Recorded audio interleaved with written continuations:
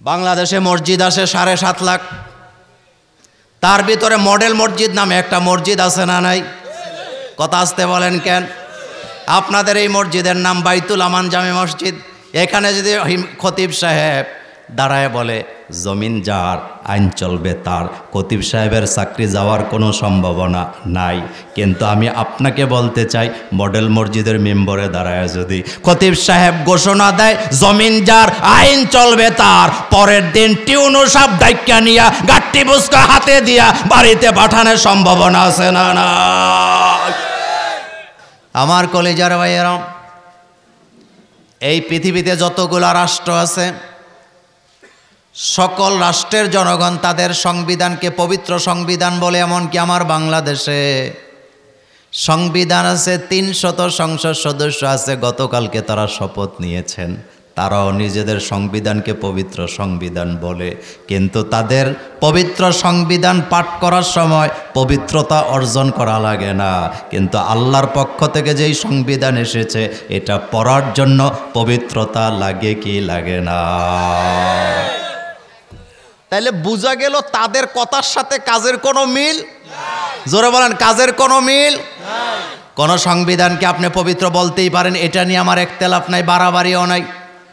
কিন্তু আপনার সংবিধান কয়দিন পরে পরে চেঞ্জ করেন, নিজেদের স্বার্থে নিজেরা বানায় বানায় চেঞ্জ করেন। কিন্তু আল্লাহ পাক কোরআনে বলছেন সুন্নাতা মান কাদ আরসালনা ক্বাবলাকা মির রুসুলিনা ওয়ালা তাজিদু লিসুন্নাতিনা তাহওয়িলা। আমি যে সংবিধান দিলাম আমার এই সংবিধানের মধ্যে কিয়ামত পর্যন্ত পরিবর্তন পাওয়া যাবে না, যেমনটা আছে তেমনটাই কিয়ামত পর্যন্ত অক্ষত রেখে দিবেন কে? পৃথিবীতে 800 কোটি মানুষ আছে, বলেন কত?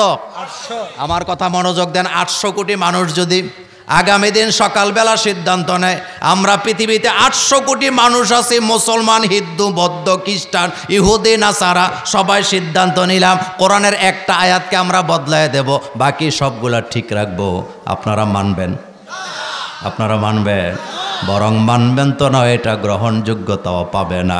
কারণ চিরদিনের জন্য সংবিধান তৈরি করে পবিত্র করে আমাদের জন্য পাঠায় আল্লাহ বলে দিয়েছেন এই কিতাব পবিত্র, কিতাব যারা পড়ে তারাও পবিত্রতা অর্জন করা লাগে কি লাগে না? আমার কলিজার ভাইয়েরা, আল্লাহ রাব্বুল আলামিন এই কোরআনের ব্যাপারে বলছেন মা ইয়ান্তিকু আনিল হাওয়া ইন হুয়া ইল্লা ওয়াহয়ুন ইউহা। আমার নবী নিজের থেকে কোনো কথা বলে না, নবী যেটা বলে সেটা হলো ওহি, আর ওহি আসে কার পক্ষ থেকে? এই ব্যাপারে কবি বলেছেন মোহাম্মদ হারগিজ না গুফতা তানা গুফতা জিব্রাইল, মোহাম্মদ হারগিজ না গুফতা তানা গুফতা জিব্রাইল, জিব্রাইল হারগিজ না গুফতা তানা গুফতা রব্বুল জলিল। মোহাম্মদ সাল্লাল্লাহু আলাইহি কথা বলেন না ততক্ষণ জিব্রাইল আমিন বলে না যতক্ষণ, জিব্রাইল আমিন কথা বলেন না ততক্ষণ আল্লাহ বলে না যতক্ষণ। তার মানে আল্লাহর কথা জিব্রাইল বলে, জিব্রাইলের মুখ থেকে শুনে মোহাম্মদ সাল্লাল্লাহু আলাইহি বলেন, তাইলে বোঝা গেল আল্লাহর কথাই আমার নবীর কথা, আর সেই কথা নড়াচড়া করা যায় না।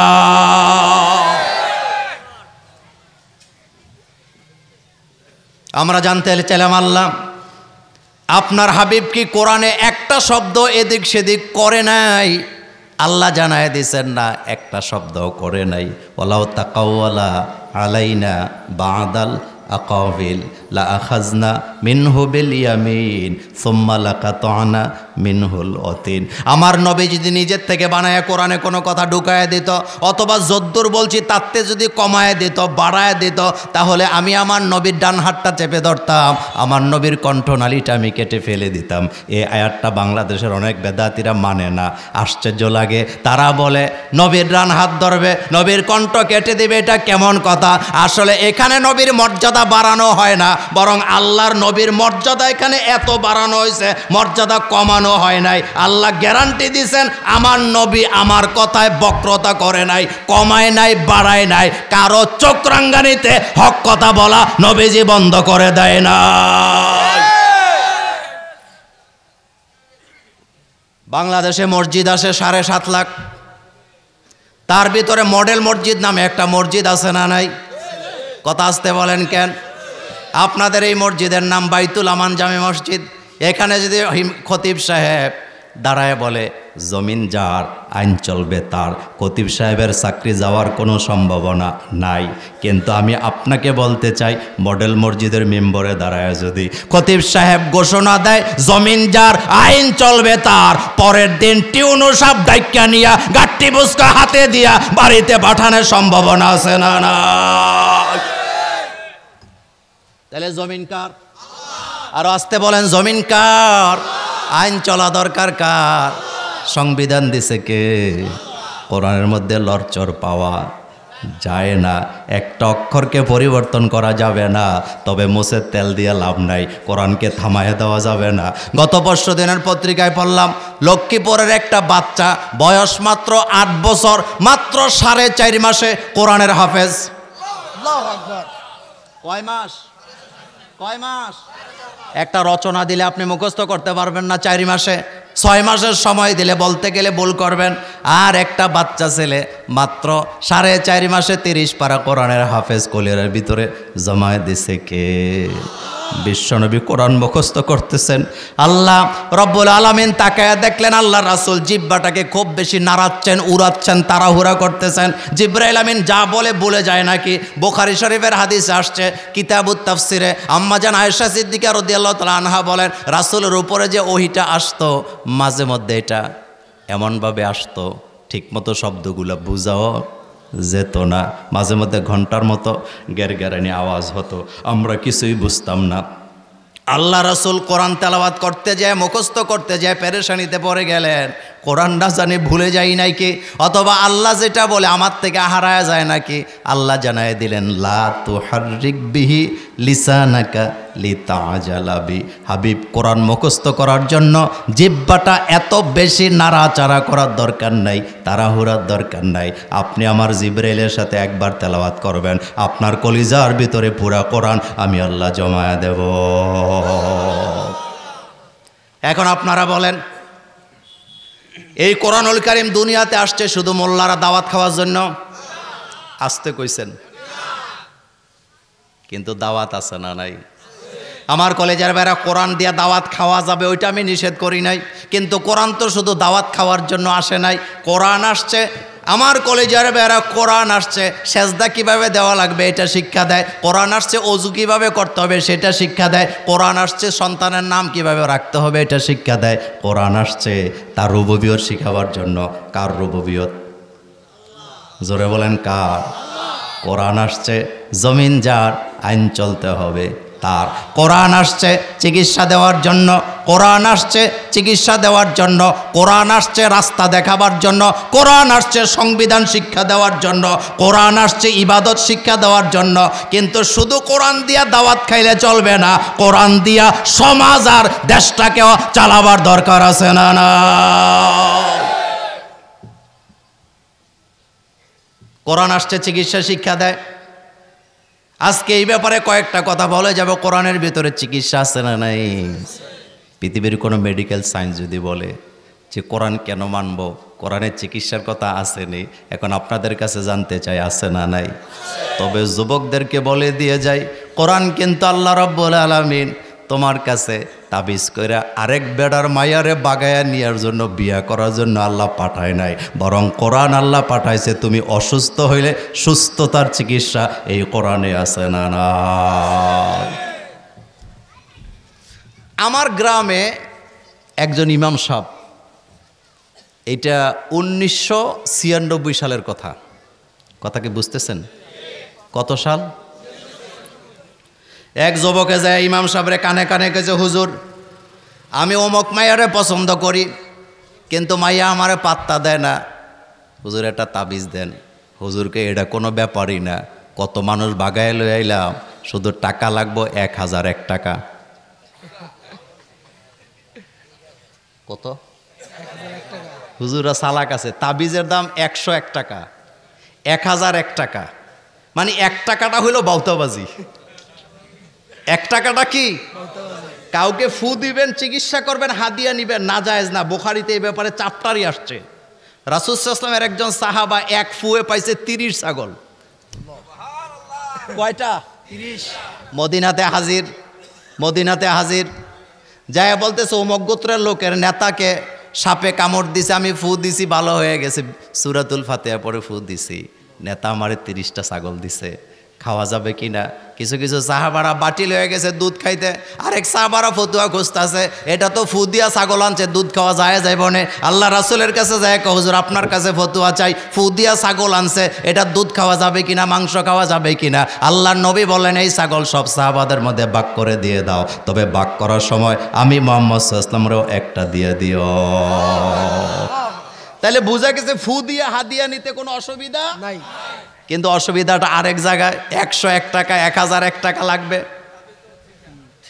এবার কথা শোনেন আমার কলেজার ভাইয়ারা, হুজুর এবার 1001 টাকা নিয়ে যুবকের জন্য তাবিজ একটা দিছে, কাজ হয়েছে না। হুজুর একটু সমস্যা হয়ে গেছে, আবার দাও, আবার দিলাম, এখন আবার দিছে, আবার কাজ হয় নাই। এবার হুজুরে দিছে ফিডা। হুজুরে কি দিছে? ফিডা, মানে ঘুষি দিয়া নাক ফাড়াই লেছে একদম। আমি বাড়িতে গেছি, পোলাপাইনা কয় হুজুরের বিচার হইব, আর হুজুর কয় আমারে ঘুষি দিল কেন, আমার বিচার করা লাগবে, নাহলে আমি ইমামতি করুম না। বসলাম, ঘটনা কি হয়েছে পরে জানলাম। যুবক বলতেছে, আমি হুজুরে 2বার 1001 টাকা 1001 টাকা দিছি, অমুক মায়েরে পছন্দ করি, হুজুরে কইছে তাবিজ করে আইনা দিব, 2বার টাকা দিছি, একবারও কাজ হয় নাই, এত মিথ্যা কথা কেমনে কয়? এবার আমি হাসি দিয়া বললাম, বেটা দুনিয়াতে যদি সুন্দরী মায়াদেরকে তাবিজ কইরা বিয়ে করা যাইতো, তাহলে এদেশের কবিরাজেরা সবচেয়ে সুন্দরীগুলোরে আগে বিয়ে করত। বাংলাদেশে নায়িকা নাই, কথা কন না কেন? আচ্ছা, কোন কবিরাজের কাছে নায়িকারা বিয়ে বইবনি? তো হেতের তাবিজের যদি এত পাওয়ার হয় যে হেতে তাবিজ দিয়া তোরে আরেক মেয়ে আইনা দিতে পারবে, তাহলে হেতে নিজেই তো নায়িকা বিয়ে করে বসে থাকতো। বাংলাদেশে অনেক হুজুর আছে, অনেক খতিব আছে, অনেক মসজিদের ইমাম আছে, গ্রামের মহিলাদের সাথে সম্পর্ক বেশি তাদের, তাবিজের ব্যবসা করে যারা। কথা বলেন ঠিক কিনা? এমন কবিরাজও বাংলাদেশে আছে না? নয়। অথচ আল্লাহ বলছেন, এই ধরনের কবিরাজির জন্য আমি কোরআন পাঠাই নাই। জানতে চাইলাম আল্লাহ কোরআনের চিকিৎসাটাকে, এবার শুনেন। আল্লাহ বলছেন, অনুনাজ্জিলু মিনাল কুরআনি মা হুয়া শিফা ওয়া রাহমাতুল লিল মুমিনিন। আমার কলিজার ভাইয়ারা, বিশ্বনবীকে একটা নামাজের ভিতরে বিচ্ছু কামড় দিছে। বিচ্ছু বুঝেন তো? বিচ্ছু কামড় দিছে মুহাম্মদ সাল্লাল্লাহু আলাইহি ওয়াসাল্লামের পা মোবারকে। আল্লাহর নবী নামাজের পরে বললেন, তোমরা তেল আনো, লবণ আনো। কি আনো? তেল, লবণ। তেল আর লবণটা নবীজি মিশাইলেন। মিশাবার পরে সূরাতুল কাফিরুন পড়লেন, সূরা ইখলাস পড়লেন, সূরা নাস পড়লেন। আল্লাহর নবী সেটি মিশায়া ওই বিষের জায়গায় লাগায় দিলেন। আল্লাহর নবীকে শাফা দিয়ে দিলেন কে? মজার কথা বলি, আমি যখন রেস কোর্সে থাকি, অনেকে জানেন আমি রেস কোর্সে ছিলাম, ছাত্র জীবনের কথা। এক পুলিশের লোক আইসা রাত্রে 3টা বাজে আমার ঘুমেতে জাগাইছে। কয়টা?